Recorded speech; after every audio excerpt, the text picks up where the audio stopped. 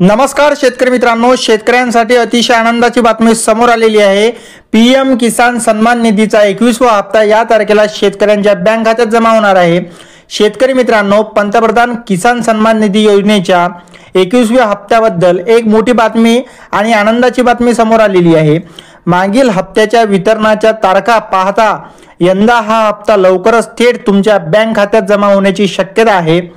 शेतकरी मित्रांनो, माजी केंद्रीय कृषी मंत्री आणि सध्याचे केंद्रीय गृहमंत्री अमित शाह यांनी केलेल्या घोषणेमुळे अतिवृष्टीमुळे नुकसान झालेल्या महाराष्ट्रातील शेतकरी वर्गाला मोठा दिलासा मिळणार आहे। शेतकरी मित्रांनो, या हप्त्याबद्दल ही नेमकी नवीन अपडेट काय आहे आणि ते तुम्हाला पैसे कसे मिळतील, या हप्त्याबद्दलची नेमकी नवीन अपडेट काय आहे ते बघूया।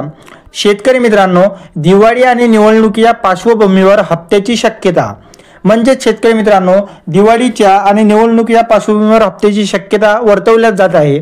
मागील 20वा हप्ता 2 ऑगस्ट 2025 रोजी थेट 9.7 कोटी शेतकऱ्यांच्या खात्यात जमा झाला होता। पीएम किसानच्या योजनेनुसार दर 4 महिन्याचा हप्ता जाहीर होतो। शेतकरी मित्रांनो, महत्त्वाचे मुद्दे बघूया। मागील वर्षाचा कल सरकारने मागील वर्षाच्या डेटानुसार ऑगस्ट ते नोव्हेंबर या कालावधीत हप्ता जाहीर केला आहे।